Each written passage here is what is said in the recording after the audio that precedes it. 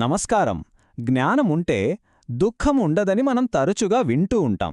కాని ఒక వ్యక్తి ఎంతో జ్ఞానయుక్తంగా మాట్లాడుతూ కూడా లోలోపల తీవ్రమైన దుఃఖంతో బాధపడటం సాధ్యమేనా? ఈరోజు మనం ఒక పురాతన భారతీయ బోధన ఆధారంగా ఈ విచిత్రమైన వైరుధ్యాన్ని కొంచెం లోతుగా పరిశీలిద్దాం. అయితే సూటిగా అడగాలంటే జ్ఞానిలా మాట్లాడినంత మాత్రాన నిజంగా జ్ఞాని అయిపోతారా? లేకపోతే మాటలకు అసలైన అనుభవానికి మధ్య ఎక్కడో ఏదో పెద్ద గ్యాప్ ఉందా? ఈ ప్రశ్నేదో ఆషామాషిగా పుట్టింది కాదు. ఇది ఏకంగా మహాభారతంలో కురుక్షేత్ర యుద్ధభూమిలో పుట్టింది. ఒకవైపు కర్తవ్యం, మరోవైపు బంధుప్రీతి, ఈ రెండింటి మధ్య నలిగిపోతూ తీవ్రమైన దుఃఖంలో మునిగిపోయిన అర్జునుడికి శ్రీకృష్ణుడు చెప్పిన మాటల్లోంచి వచ్చిందే ఈ సత్యం. సరే, ఈ బోధనలో మొదటిగా మనం చూడబోయేది దుఃఖంలో ఉన్న ఒక విచిత్రమైన వైరుధ్యాన్ని. అంటే మన మాటలకి, మన మనసులోని భావాలకి పొంతన లేకపోవడమన్నమాట. ఇక్కడే గురు ఒక అద్భుతమైన మాట అంటారు. ఆ మాట ఈ మొత్తం చర్చకు గుండెకాయ లాంటిది. నువ్వు జ్ఞానం ఉట్టిపడేలా మాట్లాడుతున్నావో కాని అసలు దుఃఖించాల్సిన అవసరం లేనిదానికోసం ఏడుస్తున్నావు. ఆలోచించండి, ఎంత విచిత్రంగా ఉంది గదా. ఒకవైపేమో గొప్ప గొప్ప తత్వాలు మాట్లాడుతుంటేనే మరోవైపు చాలా చిన్న విషయాలకే కన్నీళ్లు పెట్టుకోవడం. ఇది మనలో చాలామందికి అనుభవమే గదా. అయితే ఈ వైరుధ్యాన్ని మనం సరిగ్గా అర్థం చేసుకోవాలంటే మాటలకి, అసలైన జ్ఞానానికి మధ్య ఉన్న తేడా ఏంటో చూడాలి. పదండి, ఆ తేడా ఏంటో లోతుగా చూద్దాం. ఈ బోధనలో పండితుడు అనే మాట మనకు మళ్లీ మళ్లీ వినిపిస్తుంది. సాధారణంగా పండితుడు అంటే మనకెవరు గుర్తొస్తారు? బాగా చదువుకున్నవాళ్లు, స్కాలర్స్ కదా. కాని ఈ బోధన పండితుడు అనే మాటకు ఒక కొత్త అర్థాన్ని, కేవలం చదువును దాటి ఒక ఆధ్యాత్మికమైన లోతునిస్తోంది. చూడండి, ఇక్కడ తేడా చాలా స్పష్టంగా ఉంది. ఒకవైపు కేవలం చదివిన విషయాలు చెప్పడం, ఇది దుఃఖంతో పాటు కూడా ఉండగలదు. అంటే ఎన్ని పుస్తకాలు చదివినా మనసులో బాధ పోదు. మరోవైపు అసలైన పండితుడి అవగాహన, అది అంతర్గత సత్యం. అది తెలిసినప్పుడు దుఃఖం నుంచి విముక్తి దొరుకుతుంది. దీన్ని బట్టి మనకు ఏమర్థమవుతుంది?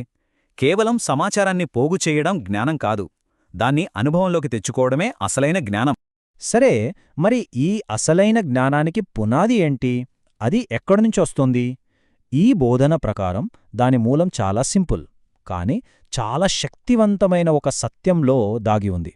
అదేంటంటే, ఈ శరీరం శాశ్వతం కాదు.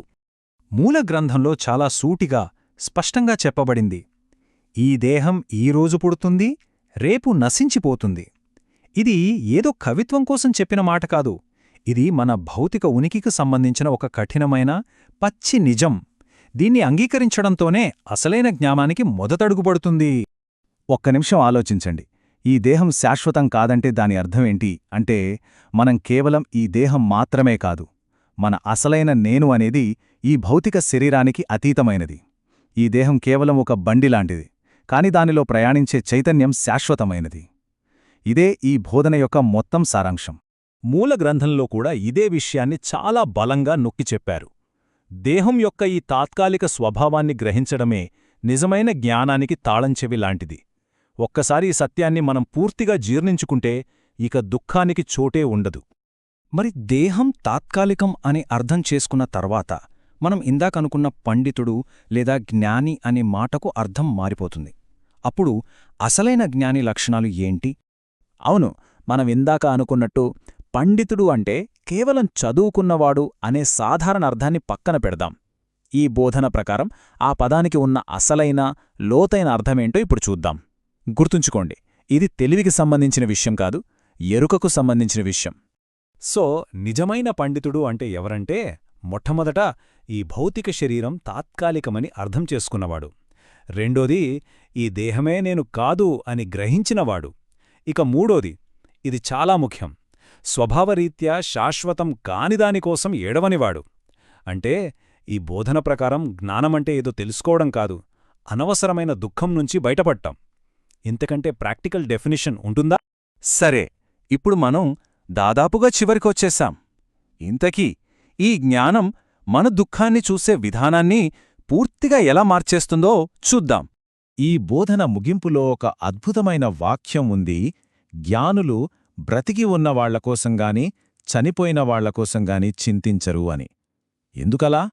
ఎందుకంటే పుట్టుక చావు అనేవి కేవలం ఈ దేహానికి సంబంధించిన స్థితులు మాత్రమే, ఆత్మకు కాదని వాళ్లు గ్రహించారు. ఈ ఒక్క అవగాహనే వాళ్లను అన్ని రకాల బాధల నుంచి, చింతల నుంచి విడిపిస్తుంది. ఈ విశ్లేషణను ముగించే ముందు ఒక్క క్షణం ఆలోచిద్దాం. మన పెద్ద పెద్ద దుఃఖాలన్నీ ఈ తాత్కాలికమైన దేహానికి, ఈ ప్రపంచానికి సంబంధించినవి అయితే, మరి మన రోజూ పడే చిన్న చిన్న చింతలు, ఆందోళనల సంగతేంటి? అవి కూడా అంతే అశాశ్వతమైనవి కావా? ఈ ఒక్క చిన్న మార్పు మన జీవితాన్ని చూసే విధానాన్ని ఎంతగా మార్చేయగలదో కదా.